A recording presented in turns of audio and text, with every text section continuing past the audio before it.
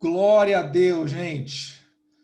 Estamos aí na nossa aula 24 agora. Vamos finalizar os últimos 4 tópicos que nós iniciamos na semana passada. Eu vou até já puxar aqui o texto que faz parte da nossa aula. Eu quero também dar apenas um rápido preâmbulo, né, do que nós estamos falando. Nós estamos aí no passo 6 do curso de uma nova vida com Cristo Jesus.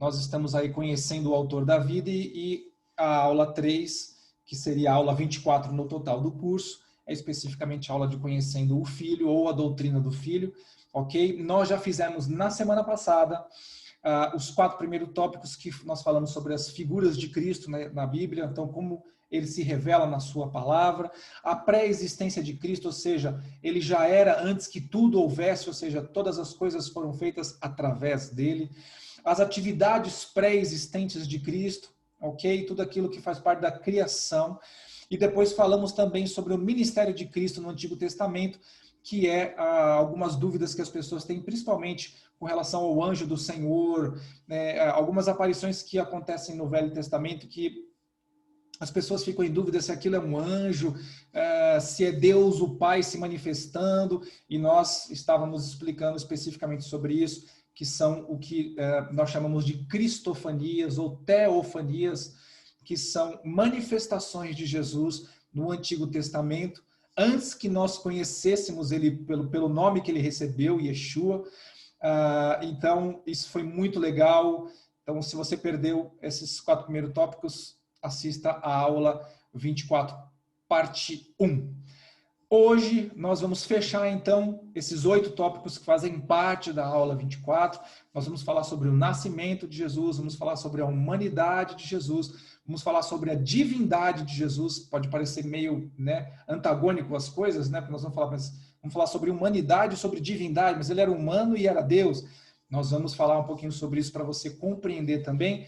E por último, vamos fechar com a kenosis, que é o processo de esvaziamento de Cristo, ou seja, quando ele deixou, né, os seus atributos de Deus para se manifestar em carne, como a minha e como a sua, limitada, fraquíssima, incomparavelmente, né, menor, mais fraca do que a sua existência como Deus, na sua plenitude de glória, mas a gente vai falar um pouquinho sobre isso também.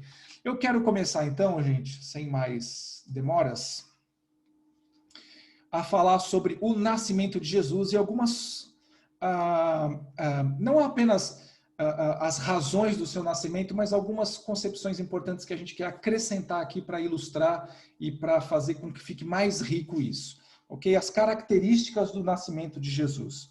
Bom, a primeira coisa que a maioria das pessoas conhece, a maioria dos cristãos conhece, não importa qual seja a denominação que eles servem, não é?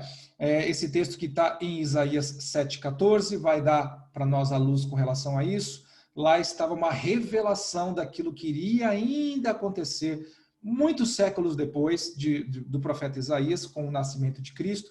E o Senhor revelou a ele essa seguinte palavra que está escrito: portanto, o Senhor mesmo vos dará um sinal, e eis que a virgem conceberá e dará à luz um filho, e lhe chamará Emanuel. Essa palavra Emanuel quer dizer Deus conosco, Deus habitando no nosso meio, Deus habitando junto conosco, ok? Essa é a palavra Emanuel, e aqui você vê o sinal que a virgem conceberá, então é conhecido, é notório, né, dentro do cristianismo, que Cristo Jesus nasceu, Maria era virgem, ou seja, já estava desposada de José, mas eles não haviam ainda tido relacionamento, e quem colocou a semente dentro de Maria foi o Espírito Santo de Deus, uma semente sobrenatural, gente, e que gerou então Yeshua, que gerou então Cristo Jesus, tá bom? Então, efetivamente existe essa concepção virginal de Cristo Jesus. Por que teve que ser virginal? Por que não pode ser a semente de nenhum outro homem? Porque se fosse uma semente de qualquer outro homem, ela carregaria o pecado que todos nós estamos debaixo, ok? O pecado que se iniciou com Adão, o pecado da rebelião, da resistência a Deus. Então Deus inseriu uma semente perfeita, uma semente que não tinha pecado, para que pudesse gerar Yeshua, para que pudesse gerar o nascimento de Cristo. Ok? Agora a gente vai tirar um outro tabu aí, porque em algumas religiões cristãs se tem que Maria é a Virgem Maria e ficou a Virgem Maria até o final da sua vida. Deixa eu explicar uma coisa, Maria foi virgem até Jesus nascer. Depois ela conheceu José, eles tiveram um relacionamento, ok? E os demais irmãos de Jesus, você vai ler lá que Jesus teve outros irmãos, ok? Esses foram um nascimento normal, foram filhos de José, efetivamente, né? Dentro de um relacionamento normal de um homem com uma mulher. Então Maria só foi virgem até Jesus nascer, depois ela perdeu a sua virgindade. Então isso é importante a gente ter essa concepção e esse pleno entendimento, porque algumas vertentes cristãs revelam a Virgem Maria como do início ao fim, como ela tivesse morrido virgem. Seria impossível, afinal de contas ela teve outros filhos. E somente Jesus foi gerado sobrenaturalmente, ok? Isso aqui talvez gere aquela polêmica, né, de se tornar ela a santa, né, uma mulher diferenciada, não que ela não tenha sido, afinal de contas, se Deus a escolheu para carregar o seu filho e ser mãe aqui na terra de Yeshua, de Jesus, é porque efetivamente ela tinha qualidades muito importantes. Mas ela não foi uma mulher diferente das outras, ok? Mas foi uma grande bênção, efetivamente, uma mulher separada por Deus, assim como Deus separou outros homens e mulheres na sua palavra para cumprir a sua vontade, ok? Então o nascimento de Jesus foi virginal, sim. Depois, aonde foi que Jesus nasceu, né? Nós sabemos que ele era Jesus de Nazaré. Então algumas pessoas podem ter essa dúvida, mas se Jesus era de Nazaré, ele não nasceu em Nazaré? Não, ele não nasceu em Nazaré. Não sei se vocês se lembram bem da história. E essa história, existe algumas conversas entre teólogos referente ao censo que foi feito, porque, teoricamente, os recenseamentos de Roma eram para efeito de tributos, e existe um historiador judeu daquela época, Flávio Joséfo, que já falava um pouquinho sobre isso, e não batem muito bem as datas, eles não conseguem fechar essas datas, porém, é também conhecido que alguns censos eram feitos meramente, não com relação a tributos, mas para efetivamente se levantar toda a população. Então não era apenas os romanos, mas era todos os territórios que estavam ocupados por Roma, para se determinar quais eram os povos que lá estavam e qual era a quantidade deles. Então, esse censo normalmente obrigava que as pessoas fizessem na sua cidade natal, ou seja, na cidade onde elas nasceram. E normalmente naquela época, gente, as pessoas nasciam e morriam, e as suas gerações nasciam e morriam nos mesmos lugares. As viagens que haviam, não é como nós que às vezes mudamos de um estado para o outro, mudamos até de país, vamos trabalhar numa outra nação, ou vamos trabalhar numa outra cidade. Naquele tempo não era dessa maneira que funcionava, as viagens que existiam eram viagens de negócios, ou seja, as pessoas iam fazer negócios em outras cidades, não era como nós que fazíamos viagens de turismo, então era bastante diferente, não apenas a cultura, mas a condição também, até por conta de como eram feitas essas viagens, né? Não eram feitas como nós que temos estradas, temos automóveis, né? O ônibus ou qualquer outro meio de transporte, naquela época era muito mais simples. E então houve esse censo, e José, sendo o cabeça do lar, a sua família era de Belém, ok? Então ele retornou para lá para fazer esse censo, e justamente quando Maria estava grávida, prestes a dar à luz a Jesus. Então por isso que ele nasceu em Belém, mas depois eles voltaram para Nazaré, que era o lugar onde eles estavam efetivamente morando. Como eu falei, é um caso fora da curva, não é? E por isso ele é conhecido como Jesus de Nazaré. E até, curiosamente, se você viu a live do pastor Lamartine com como é que chama aquela moça de Israel? A Aline de Israel, exatamente, a Aline de Israel. E ela fala de uma maneira bastante interessante, se referindo aos cristãos, né? Lá em Israel, os israelenses ou judeus, eles falam que os cristãos são os nazarenos, ou seja, são os seguidores do Nazareno de Jesus Cristo de Nazaré. Porém, ele nasceu em Belém, tá bom? Esse texto está em Miqueias 5:2, é um outro texto, tem outros, tá? Mas esse é bastante interessante porque já era uma profecia daquilo que iria acontecer. E essa palavra diz assim: e tu, Belém Efrata, pequena demais para figurar como grupo de milhares de Judá, de ti sairá o que há de reinar em Israel, e cujas origens são desde os tempos antigos, desde os dias da eternidade. Ou seja, já está falando que efetivamente numa cidade como Belém, uma cidade pequena, né, sairia então o Salvador, sairia então o rei que governaria todas as nações, que é o Senhor de todas as coisas, que é Jesus Cristo. Ok? Razões para o seu nascimento. Importante, nós sabemos que o nascimento de Cristo, claro, cumpriu uma série de coisas, uma série de projetos que Deus tinha e, claro, tangendo as nossas vidas. E eu quero aqui deixar com vocês algumas dessas razões do nascimento de Cristo. Eu quero começar falando do texto de João 1,18, que diz assim: ninguém jamais viu a Deus, o Deus unigênito que está no seio do Pai é quem o revelou. Então aqui um dos objetivos do nascimento de Cristo foi revelar o Deus invisível. Ninguém nunca viu a Deus. Amém? E na palavra toda você vai ver, mesmo Moisés teve uma experiência com Deus poderosa, na qual a palavra de Deus diz que foi colocado na fenda da rocha, e Deus colocou a mão diante dele para que não visse a sua glória passar, ele ia ver apenas Deus pelas costas, porque ninguém viu a face de Deus, ninguém viu a Deus e continuou vivo. Então Jesus veio revelar literalmente o Deus invisível. A gente tem um outro texto no livro de João também, no capítulo 14, versículo 9, que diz assim: disse-lhe Jesus: Filipe, há tanto tempo estou convosco que não me tens conhecido? Quem me vê a mim, vê o Pai. Como me dizes tu, mostra-nos o Pai? Então, Filipe estava falando com Jesus: mostra-nos quem é o Pai. Veja, o Deus invisível se revelou através de mim, eu, o Filho de Deus, Jesus Cristo. Então, quando você olha para mim, você vê o Pai. Então, é literalmente trazer a existência, a revelação para todos da existência do Deus invisível. Amém?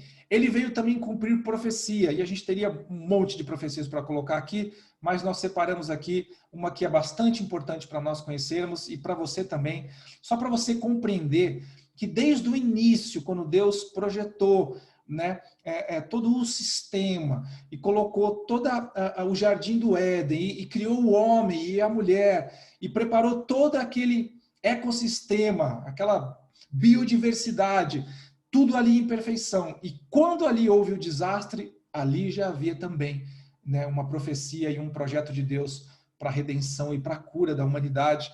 E está lá no livro de Gênesis, capítulo 3, logo no comecinho da Bíblia, no versículo 15, que diz assim: porém, inimizade entre ti e a mulher, entre a tua descendência e o seu descendente, este te ferirá a cabeça, e tu lhe ferirás o calcanhar. Aqui estava falando literalmente da descendência da mulher e a descendência da serpente, que é o diabo. Então ele fala que haveria um combate entre essas duas descendências. A descendência da mulher seria o filho do homem, ou seja, Jesus viria como homem através de uma mulher, Deus se esvaziando e nascendo como homem, e aqui ele fala, esse aqui vai ferir a tua cabeça, ou seja, vai pisar na sua cabeça. E falando de Cristo em relação ao diabo. E depois, e tu lhe ferirás o calcanhar. O que é isso, ferir o calcanhar? O máximo que ele vai poder alcançar é a planta do pé. Não tem poder para alcançar Cristo Jesus, não tem poder para fazer mal nenhum a Cristo Jesus. Por isso que a morte na cruz, embora no primeiro momento pode ter sido a vitória de Satanás e os seus demônios, mas ao terceiro dia ele ressuscitou.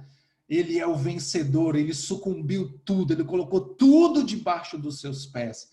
E aqui tem uma profecia, né, da vitória de Cristo sobre as forças do adversário, sobre Satanás e seus demônios, e a redenção e a salvação da humanidade.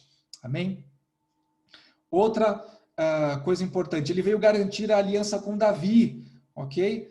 É um texto bem longo, mas eu vou ler para vocês, está em 2 Samuel 7, nos versículos 8 a 17, diz assim: agora, pois, assim dirás ao meu servo Davi, assim diz o Senhor dos Exércitos, tomei-te da malhada de trás das ovelhas para que fosses príncipe sobre o meu povo, sobre Israel.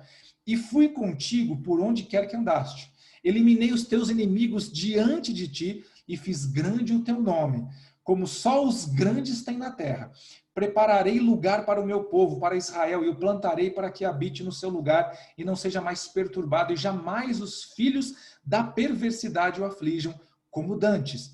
Desde o dia que mandei que houvesse juízes sobre o meu povo de Israel, dar-te-ei, porém, descanso de todos os teus inimigos. Também o Senhor te faz saber que ele, o Senhor, te fará casa.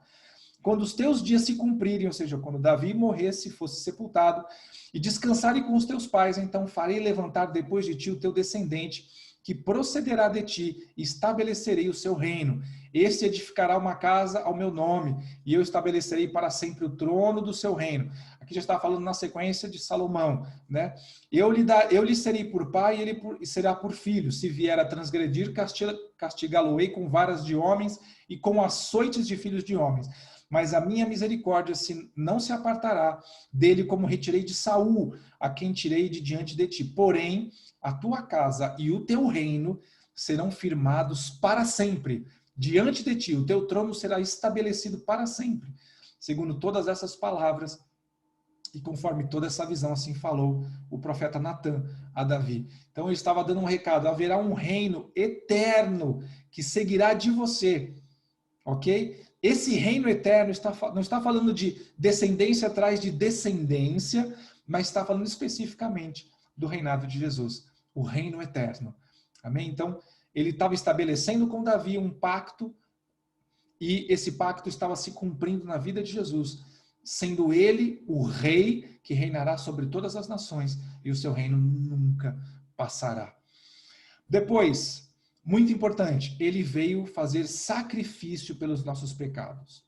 Hebreus 10, versículos 4 e 5 diz assim: porque é impossível que o sangue de touros e de bodes remova pecados. Por isso, ao entrar no mundo de sacrifício e oferta não quiseste, antes um corpo me formaste.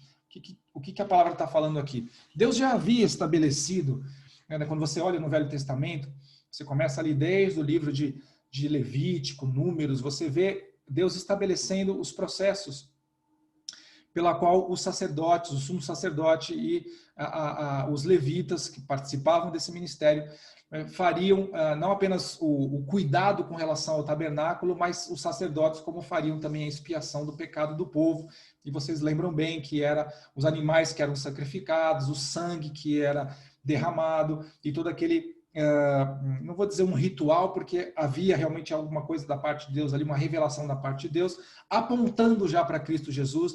O que ele estava falando aqui é que o sangue de animais não pode perdoar pecados dos homens, e era necessário que houvesse um sangue humano perfeito, sem nenhum pecado, para que esse sangue sendo derramado e essa vida sendo, né, oferecida como sacrifício, então pudesse perdoar o pecado de todos os homens, de toda a humanidade. E é exatamente isso que nós estamos vendo aqui no livro de Hebreus, né? Então, sacrifício e oferta não quiseste. Então, o que Deus fez? O Senhor Deus me deu um corpo. Para quê? Esse corpo que o Senhor me deu para Jesus era o corpo que seria oferecido em sacrifício.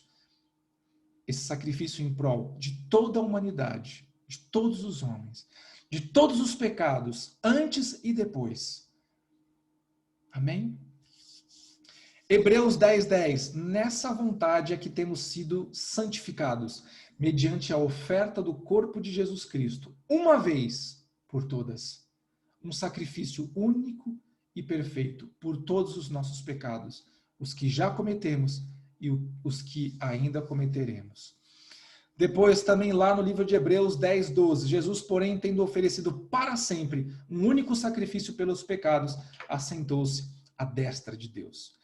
Eu quero ler mais um texto que está na carta de 1 de João, no capítulo 3, versículo 5, diz assim: sabeis também que ele se manifestou para tirar os pecados, e nele não existe pecado. Isso aqui é bastante interessante nós nos lembrarmos, né, que o sacrifício de Cristo Jesus foi um sacrifício de substituição. O que é um sacrifício de substituição? Nós é que deveríamos ser pregados na cruz, nosso sangue que deveria ser derramado, nós que deveríamos ser mortos por causa do nosso pecado. Eu não estou falando com isso que a nossa morte pudesse ser ofertada como um sacrifício para pagar a nossa dívida. Porque como a dívida era nossa, não tinha como o nosso sangue endividado cobrir a sua própria dívida. Entende o que eu quero dizer? Então, não havia como nós entregarmos nem mesmo as nossas próprias vidas para a salvação eterna, porque a nossa dívida era impagável, por quanto está escrito, o salário da morte, o salário do pecado é a morte. Ok? Pecou, qual é o salário que você recebe? Eu e você recebemos, a morte. Ok? Então, nós tínhamos uma dívida que era impagável. E aqui, nós vemos exatamente isso, né? Jesus tomou o nosso lugar. Ele tomou os nossos pecados, ele pagou a nossa dívida com a sua vida para que nós pudéssemos ter direito de usufruir da vida abundante dele. Amém, gente? Isso é muito importante a gente se lembrar e isso é motivo de gozo, de alegria, sabe? De declarar quanto Jesus é maravilhoso, quanto Jesus é poderoso, excelso, majestoso, porque ele tomou o meu e o seu lugar naquela cruz. Éramos nós que deveríamos estar naquela condenação. Não havia nenhum crime nele, enquanto em nós havia uma multidão de pecados. Mas ele tomou o nosso lugar. Ele assumiu a nossa posição. Sem ter dívida nenhuma, ele assumiu toda a nossa dívida. Amém? Depois, um dos propósitos, né, de Cristo Jesus, reconciliar os homens com Deus. 2 Coríntios 5,19 diz assim, a saber que Deus estava em Cristo, reconciliando consigo o mundo, não imputando aos homens as suas transgressões, e nos confiou a palavra da reconciliação. Gente, a palavra de Deus diz que nós éramos inimigos de Deus. Inimigos. Por quê? Porque quando nós pecamos, nós quebramos princípios e leis divinas. São leis que existem dentro do coração de Deus. São princípios que existem dentro do coração de Deus. Ok? O nosso pecado quebra essas leis. E por conta disso, nós nos tornamos inimigos de Deus. Então, o que Jesus fez foi nos reconciliar com Deus. Porque nós não tínhamos como nos reconciliarmos com Ele. Não importa quantas boas obras eu e você fizéssemos, continuávamos inimigos de Deus. Amém? Depois, ele veio providenciar um exemplo para os crentes, né? Um exemplo para todo aquele que o seguisse. Qual seria o parâmetro, o norteador? Qual seria o modelo do que é andar numa vida, né, de santidade, buscando o Senhor? Ele mesmo se submeteu a isso, gente. Ele mesmo. Então, lá em 1 de Pedro, no capítulo 2, versículo 21, diz assim, porquanto para isso mesmo foste chamados, pois que também Cristo sofreu em vosso lugar, deixando-vos exemplo para seguirdes os seus passos. Ou seja, ele veio para dar o exemplo de que eu pude cumprir, você também pode. E aí vem aquela, né, sempre alguém tem uma desculpinha para falar, mas ele é Deus e eu não sou. Deixa eu te explicar. E lá na frente, mais um pouquinho, você vai entender melhor. Ele abdicou de todas as suas propriedades como Deus, ok? De toda a sua essência como Deus, eu falo em essência, poder, para habitar num corpo como o meu e como o seu. O poder que havia nele, gente, era o poder do Espírito Santo. Entende? O Espírito Santo desceu sobre ele, ele iniciou o ministério, fazendo curas, milagres, prodígios e maravilhas. Ele deu um exemplo para cada um de nós. Não tem desculpa falar assim, mas ele é Deus e eu não sou, eu não tenho condições de fazer isso. Você tem, não por você mesmo, mas pelo Espírito Santo que ele deixou para mim e para você, e para todo aquele que o ama. Amém?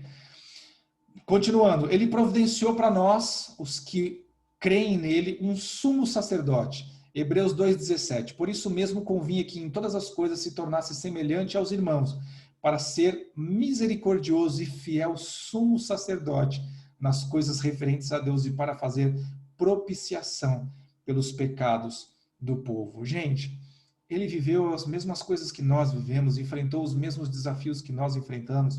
Eu falo em termos de humanidade, ok? É claro que naquele tempo a cultura, né, a tecnologia, uma série de coisas eram diferentes de hoje, mas o homem nunca mudou. Os anseios, os pecados, né, a inveja, o ciúme, a imoralidade, a violência, todas essas coisas que nós vemos hoje sempre existiram, sempre esteve no coração do homem.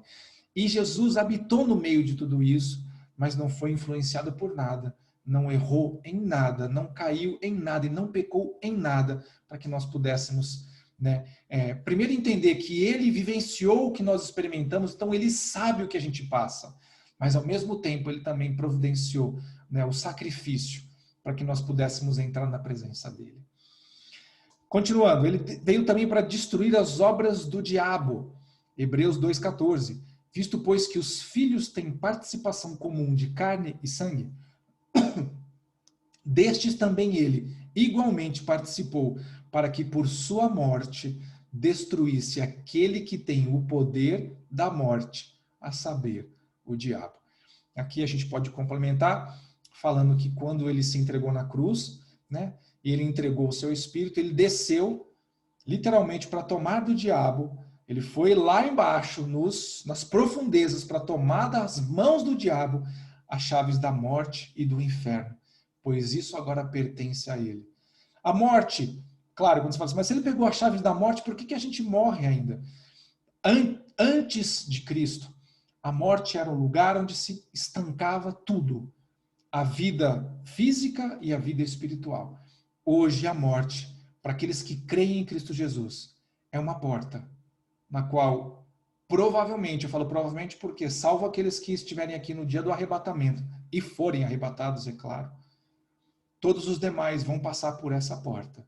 Eu gosto muito quando o Lamartine fala sobre isso e ele explica assim, gente, não fica com medo disso não, porque é um fechar e abrir dos olhos. Porquanto o tempo cronológico só existe para nós e na dimensão espiritual ele não existe, então é apagar os olhos aqui, instantaneamente abrir na presença dele, para todos aqueles que o amam. Amém? Gente, isso é tremendo demais. E ele veio aqui para destruir todas as obras do diabo. 1 de João 3,8. Aquele que pratica o pecado procede do diabo, porque o diabo vive pecando desde o princípio. Para isso se manifestou o Filho de Deus, para destruir as obras do diabo. Ele veio para nos livrar da maldição histórica, já falamos aqui. O que é essa maldição histórica? É o pecado advindo da desobediência, da rebeldia, que veio lá de Adão, e aí entrou no homem, né? A gente já viu o resultado disso quando você lê um livro de Gênesis, até mesmo a terra foi impactada por causa do pecado do homem, porque a terra tinha sido feita para o homem governar, e por conta do homem ter pecado, a terra começou a se tornar um lugar extremamente complicado, porque antigamente tudo daria a sua força, ou seja, o homem ia cuidar do jardim, mas ia ser super tranquilo, e aí você vê que, né, a palavra de Deus descreve que vai ser no suor do seu trabalho que você vai ter o seu sustento, vai ser difícil, ok? Isso faz parte desse processo, a terra vai começar a produzir cardos e abrolhos, que são espinhos que antes não haviam. Então existe uma maldição histórica e o livro de Romanos 5,12 diz assim, portanto, assim como por um só homem entrou o pecado no mundo, quem é esse um só homem que entrou o pecado no mundo? Adão. E pelo pecado a morte, assim também a morte passou a todos os homens, porque todos pecaram. Ele veio para curar os quebrantados. Lucas 14,18. O Espírito do Senhor está sobre mim, pelo que me ungiu para evangelizar os pobres, enviou-me para proclamar libertação aos cativos e restauração da vista aos cegos, para pôr em liberdade os oprimidos. Amém? O que são os quebrantados? Né, os quebrantados é todo aquele que diante do Senhor abre todo o seu interior, abre o seu coração e vê realmente o que dentro está ruim, assume que tem problema, que precisa de cura, que precisa de restauração. E aí Deus opera uma obra de transformação. Gente, isso é similar a você visitar um médico achando que você não tem nada. Aliás, quem é que vai visitar médico, salvo aqueles que fazem os seus exames, seus check-ups periódicos, não é verdade? Quem é que vai visitar um médico? Quem é que vai num pronto-socorro se não está passando mal? Então, o quebrantado é aquele que se literalmente quebra, abre o seu interior diante de Deus e vê tudo que tem de ruim dentro de si. E isso para colocar diante de Deus, para que Ele possa tratar, curar, restaurar. Amém? Ele veio para proclamar o ano aceitável do Senhor, né? Lucas 14, 19, e apregoar o ano aceitável do Senhor. O que é o ano aceitável do Senhor, gente? É só você imaginar tudo aquilo que para Deus é perfeito, é bom, é especial, é abençoado, é próspero. Isso é aceitável da parte de Deus. Ele veio para declarar, por fim, o ano aceitável para cada um de nós. Né? O ano realmente da virada, o ano da novidade de Deus. Amém? E quero fechar com o último tópico, ele veio para nos dar a vida abundante. Está em João 10:10, que diz assim, o ladrão vem somente para matar, roubar e destruir. Eu vim para que tenham vida e a tenham em abundância. Então, gente, uma das coisas que Cristo fez, e é muito importante você não apenas saber, mas você viver, é que ele quer te dar vida em abundância. Vida em abundância, gente, não é quando tudo dá certo. Vida em abundância não é quando tudo está bem. Vida em abundância é a despeito de tudo que está acontecendo dentro de mim e fora de mim. É a vida abundante de Jesus que vai possibilitar que eu tenha alegria nos dias difíceis, que eu tenha fé contra tudo que está se mostrando o contrário, que eu tenha esperança naquele que prometeu e ele é fiel para cumprir. Amém? Fechamos então esse quinto tópico, falamos sobre o nascimento de Jesus, os objetivos, os propósitos que havia nisso. Agora vamos entrar na humanidade de Jesus. Então, espera um pouquinho, Jesus teve uma carne como a minha. Tipo assim, se cortava, sangrava? Claro que sim, você sabe que você tem na palavra aí muitas descrições. Né? Mas fora o seu aspecto físico, ou seja, ele tinha uma carne como a nossa, uma formação física como a nossa, ele tinha ossos, ele tinha órgãos, cabelos, ele sentia frio, calor, ele sentia fome, ele sentia dor, e mais do que isso, ele tinha a sua psique também, ok? Da mesma maneira que nós, muitas vezes, temos a enfermidade no nosso coração, no nosso interior, na nossa mente, ok? Ele também foi provado nessas coisas, também teve que experimentar essas coisas. Então eu quero primeiro descrever algumas características da humanidade de Jesus. Primeiro, ele teve parentes. Né? Lucas 1,31, eis que conceberás, darás à luz a um filho, a quem chamarás pelo nome de Jesus. Ele teve pai, ele teve mãe. É claro que o seu pai aqui foi um pai por adoção, isso é muito legal, não sei se você já parou para pensar sobre isso. José não era pai de Jesus. O pai de Jesus é Deus. Mas José o adotou como seu filho. Que coisa tremenda, né? Que coisa linda, gente. José adotou o filho de Deus para ser o seu próprio filho e amá-lo como seu próprio filho. Isso é tremendo demais. Então, Jesus teve parentes, teve irmãos também. Ele teve tudo que nós temos, efetivamente, como seres humanos. Vamos lá, Mateus 26:12. Pois derramando esse perfume sobre o meu corpo, ela o fez para o meu sepultamento. Então, ele teve um corpo como o meu, como o seu, isso já é bastante claro e bastante falado. Depois ele teve uma alma como a nossa, ok? João 12:27, agora está angustiada a minha alma. Jesus também sofreu angústia, ok? Ele padeceu e passou pelas mesmas coisas que eu e você passamos. E aí diz assim, né? Está angustiada a minha alma, que direi eu? Pai, salva-me dessa hora, mas precisamente com esse propósito vim para esta hora. Ele passou por momentos de angústia, mas ele não foi subjugado pela angústia. Ele não se submeteu à angústia, mas ele venceu a angústia.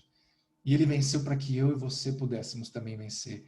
Ele também teve espírito, ok? Corpo, alma, espírito. Lucas 23:46. Então Jesus clamou em alta voz, Pai, nas tuas mãos entrego o meu espírito. E dito isso, expirou. Ok? Rapidamente aqui, possuía carne e sangue, só vou dar uns textos para a gente complementar, tá bom? Hebreus 2:14, visto, pois, que os filhos têm participação comum de carne e sangue, desses também ele igualmente participou, para que por sua morte destruísse aquele que tem o poder da morte, a saber, o diabo. Ele cresceu. Como assim cresceu? Claro, Jesus nasceu, era um bebê, gente. Ele não nasceu com 30 anos de idade. Ele não saiu de dentro de Maria, já era um homem formado. Ele nasceu e, como um bebê, aprendeu a andar, aprendeu a falar. Gente, isso... Não sei se você consegue imaginar isso. O Deus que criou as línguas, o Deus que criou a fala, ele precisou aprender a falar. O Deus que criou as musculaturas, né, os ossos, as estruturas, que junto com os cérebros e os sistemas, né, químicos e elétricos que existem dentro de um corpo humano, que produzem um equilíbrio, ele precisou aprender a andar. Ele precisou aprender a andar, gente. Então, aqui, ele cresceu, Lucas 2,40, crescia o menino e se fortalecia, enchendo-se de sabedoria, e a graça de Deus estava sobre ele, o favor de Deus. Lucas 2,52, e crescia Jesus em sabedoria, estatura e graça diante dos homens e de Deus. Né? Ele foi tentado, como eu e como você, Mateus 4,1, a seguir, Jesus foi levado pelo Espírito ao deserto para ser tentado pelo diabo. Ele também foi tentado. E ele venceu. Ah, Carlos, mas é que ele é Deus e eu não. Não se esconda atrás de desculpas. Amém? Ele venceu as tentações pelo Espírito Santo de Deus. Você também pode. Não estou falando que nós nunca mais vamos pecar, ok? Mas a ação do Espírito Santo de Deus dentro de nós vai nos santificando continuamente e vamos vencendo o pecado diariamente. Ele aprendeu obediência, Hebreus 5,8, embora sendo filho, aprendeu obediência pelas coisas que sofreu. Ele teve fome, ele teve sede, como eu e você, né? Depois de jejuar 40 dias e 40 noites, teve fome, Mateus 4,2. Né? Mateus 21,18, cedo de manhã, ao voltar para a cidade, teve fome. Gente, deve ter sido uma experiência sui generis para ele como Deus, que é suficiente em si mesmo, ter que passar fome, gente, passar fome. Ele nunca soube o que é isso até encarnar como um de nós aqui. Teve sede, João 4,7, nisso veio uma mulher samaritana tirar água e disse-lhe Jesus, dá-me de beber. Okay? Ele teve que se alimentar, ele teve que tomar água, ele teve que comer. Okay? Ele não vivia de fotossíntese, não vivia de luz do sol, não. Ele se alimentou para poder manter o seu corpo físico. Né? Ele precisou dormir também, porque o corpo dele era como o nosso, cansava, desgastava. Né? Devia ser uma experiência, sei lá, eu fico imaginando se fosse eu, né, tentando com a minha visão humana extremamente limitada, como seria frustrante eu abrir mão de não sentir nenhum cansaço, de não precisar dormir, de não precisar comer, de não precisar fazer nada, e de repente eu estar me sentindo cansado que eu preciso me deitar. Não é? Então, Mateus 8,24, eis que sobreveio no mar uma grande tempestade, de sorte que o barco era varrido pelas ondas. Entretanto, Jesus dormia. Ele chorou. João 11,35, né, versículo bastante conhecido, Jesus chorou. Hebreus 12,2, se alegrou, olhando firmemente para o autor e consumador da fé, Jesus, o qual, em troca da alegria que lhe estava proposta, suportou a cruz, não fazendo caso da ignomínia, e está assentado à destra do trono de Deus. Em troca da alegria que lhe estava proposta, Jesus se alegrou. Depois, ele amou, Marcos 10,21, Jesus, fitando, o amou e disse, só uma coisa te falta, vai, vende tudo que tens, dá aos pobres e terá um tesouro no céu, então vem e segue-me. Essa é aquela parte que Jesus estava conversando com o jovem rico, que obedecia em tudo a palavra do Senhor, mas Jesus notou que havia alguma coisa dentro dele ali, tinha uma coisinha que Jesus não ia poder tocar, que ele não ia deixar tratar, que era o amor dele e as riquezas, e é justamente isso. Mas Jesus olhou para ele e o amor. Amém? O amor que Jesus olha para nós, vendo as nossas limitações, dificuldades, as coisinhas que a gente se apega, sabe, gente? Mas ele olha para nós com esse olhar de amor, de misericórdia, de graça. Amém? Então, dentro da sua humanidade, nesse período que Jesus, né, esteve aqui, nesse período que ele se esvaziou, e depois a gente vai falar sobre isso rapidamente, que é a kenosis, se esvaziou de toda a sua glória para habitar aqui no nosso meio. Ele teve as mesmas percepções e situações né, e o mesmo interrelacionamento com as coisas à sua volta como nós temos hoje, com o clima, com as pessoas, né, com o nosso organismo, todas essas coisas ele precisou passar. Ele sentiu dor, ele sentiu angústia, ele sentiu tristeza, ele sentiu alegria, mas ele venceu em todas as coisas para que nós também vencêssemos. Amém? Agora vamos falar sobre a divindade de Jesus, ok? As principais características da divindade de Jesus, vamos começar reveladas no Antigo Testamento. Já estamos no tópico 7, está no penúltimo. Por Davi, Salmos 45, versículos 6 e 7, diz assim: O teu trono, ó Deus, é para todo sempre. Cetro de equidade é o cetro do teu reino. Amas a justiça e odeias a iniquidade. Por isso, Deus, o teu Deus, te ungiu com óleo de alegria, como a nenhum dos teus companheiros. Então, nós estamos falando aqui, né, das características divinas do Senhor, falando do seu cetro, do seu trono, que dura para sempre, né, que ele ama a justiça e abomina a iniquidade, né, o pecado, que ele foi ungido com óleo de alegria e sobre ele mais do que a qualquer outro. Então, já está falando aqui realmente da divindade dele. Depois, em Salmos 110:1, disse o Senhor ao meu Senhor: assenta-te à minha direita. Olha só, já falando de Cristo Jesus profeticamente, até que eu ponha os teus inimigos debaixo dos seus pés. Depois, pelo profeta Isaías, temos aí lá no capítulo 9, versículo 6, porque um menino nos nasceu, um filho se nos deu, o governo está sobre os seus ombros, e o seu nome será maravilhoso, conselheiro, Deus forte, Pai da eternidade, Príncipe da paz.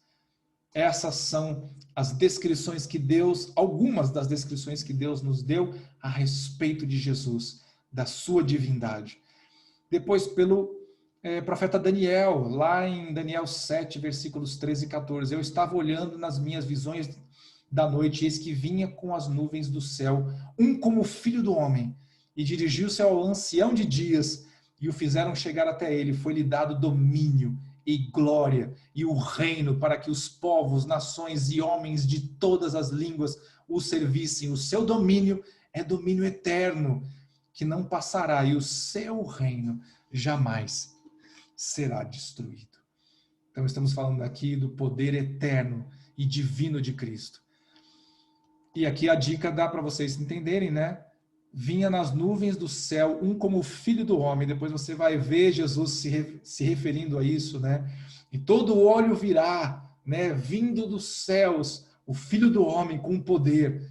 Então Jesus aí revelando que a visão que Daniel tinha tido era a respeito dele mesmo.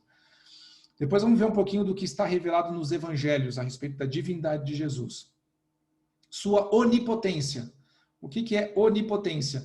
É ter poder sobre todas as coisas.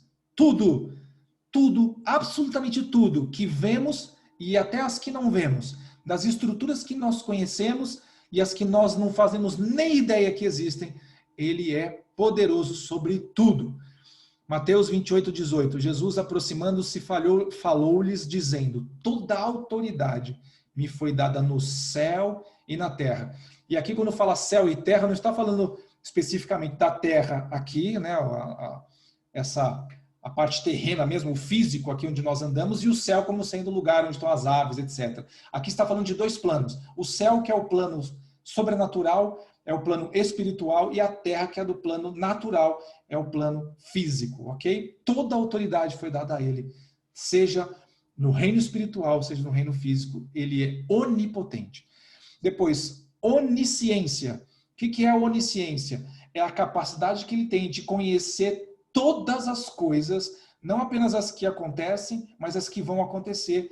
Todas elas ele tem ciência. Então, lá em João 2:24, mas o próprio Jesus não se confiava a eles porque os conhecia a todos. E depois em João 16:30, agora vemos que sabe todas as coisas e não precisa de que alguém te pergunte. Por isso cremos que, de fato, vieste de Deus. Depois, sua onipresença. O que é onipresença? É a capacidade que Jesus tem de estar em todos os lugares ao mesmo tempo. Gente, é por isso que nós estamos hoje aqui, né, nessa aula, e nessa ministração. E Cristo Jesus está na minha casa e na sua, simultaneamente. Amém? Por causa da sua onipresença. Mateus 18, 20. Porque onde estiverem 2 ou 3 reunidos em meu nome, ali estou no meio deles. Mateus 28, 20. Ensinando-os a guardar todas as coisas que vos tenho ordenado, e eis que estou convosco todos os dias, até a consumação dos séculos. E eu quero fechar com João 14, 20. Naquele dia vós conhecereis que eu estou em meu Pai, e vós em mim, e eu em vós. Ok? É ele estar simultaneamente em todos os lugares. Glória a Deus por isso.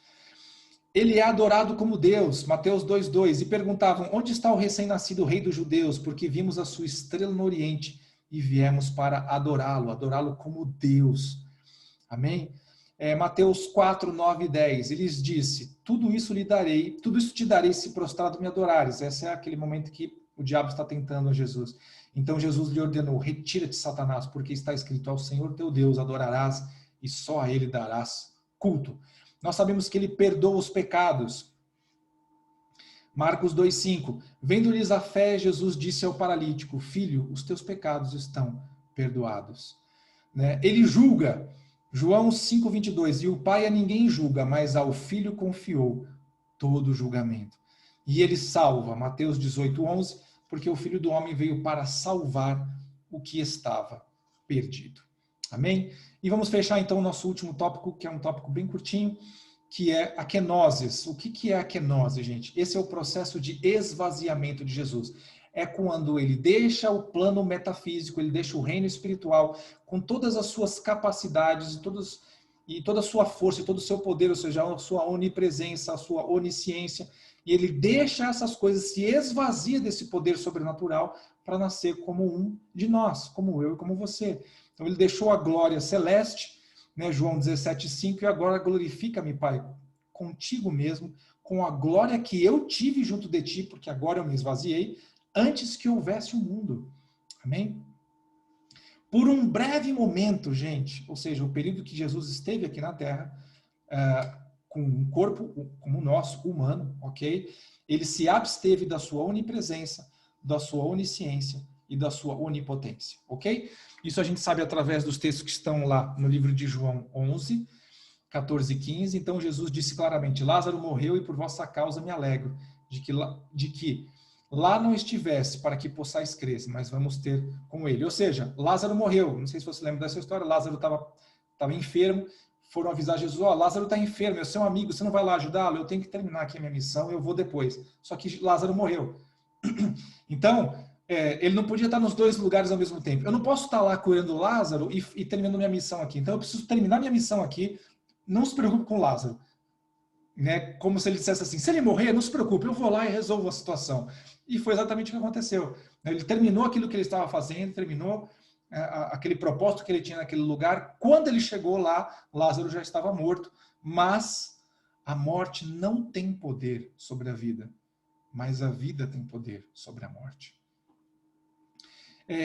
Onisciência, Não sei se vocês se lembram daquela passagem da mulher do fluxo de sangue, já tinha 12 anos que ela tinha o fluxo, já tinha gastado todo o seu dinheiro com médicos, e no meio daquela confusão toda que Jesus estava andando, com aquela multidão, a mulher vai no meio de todo mundo e toca nas suas vestes, ele fala assim, alguém me tocou. Mas ele pergunta, quem me tocou? Por quê? Ele tinha aberto mão, literalmente, da sua onisciência. Então ali ele sentiu que poder havia saído dele, alguém tinha tocado ele com fé, mas ele não sabia quem era.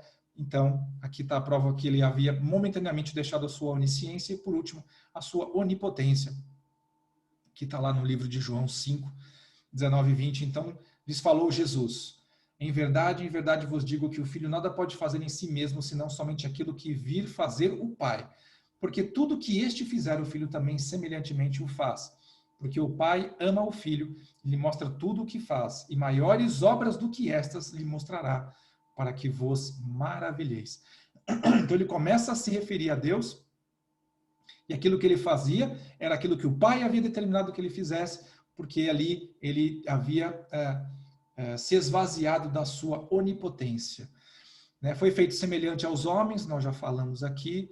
Ele se humilhou, ok? Se humilhou. Bom, ele já se humilhou no esvaziamento, pura e simplesmente por ter se esvaziado de toda a sua glória para vir habitado como um homem, como eu e você.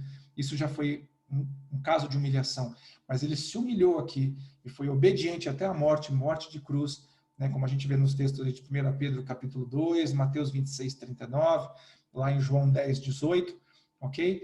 Então, ele se humilhou e foi até o final, foi obediente até o final, até a morte, morte de cruz, na qual ele tomou o nosso lugar. Nós determinamos aí a morte de cruz como uma morte judicial. Nós falamos como uma morte judicial porque nós lemos na Bíblia que existia sobre cada um de nós, sobre cada ser humano, ok? Havia um escrito de dívida que era contrário a nós. Esse escrito de dívida era por conta do nosso pecado. Então, havia um documento, né, que nos negava uma vida eterna, que, na verdade, já estava nos determinando a perdição eterna por conta do nosso pecado. Era uma dívida que nós tínhamos e não poderíamos pagar.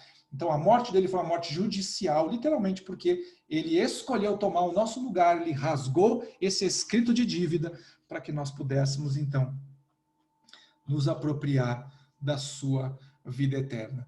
Gálatas 3:13, para fecharmos, diz assim: Cristo nos resgatou da maldição da lei, fazendo-se ele próprio maldição em nosso lugar, porque está escrito: maldito todo aquele que for pendurado em madeiro. Amém?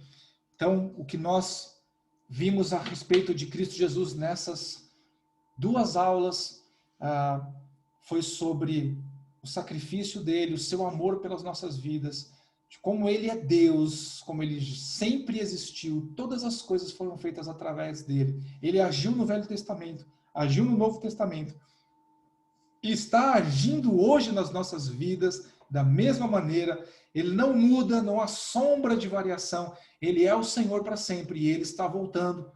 E ele vem reinar. Ele vai reinar sobre esta terra em breve. Tomará o seu lugar na cidade santa. Santa por quê? Porque ele escolheu aquele lugar para levantar o templo onde ele vai governar todas as nações, se cumprindo então todas as palavras, e todo olho virá, e diante dele todo joelho se dobrará, para declarar que só ele é o Senhor. Ele não tem outros nomes, ele não aparece em outros lugares, ele é Cristo Jesus, o Filho de Deus, que se revelou ao mundo, se revelou aos homens, através do seu sacrifício, se entregando por cada um de nós. Amém? Que essa palavra possa não apenas te instruir e acrescentar entendimento naquilo que você já sabia sobre Cristo Jesus, mas que essa palavra possa ser viva no seu coração, para que você possa experimentar o melhor de Cristo em todas as áreas da sua vida. Que você possa experimentar o favor de Cristo na sua vida, né, em todas as áreas dela, em nome de Jesus. Que Deus te abençoe, que o Senhor te guarde, e que continue edificando o seu crescimento, e nós nos vemos então na semana que vem, na próxima aula. Deus te abençoe.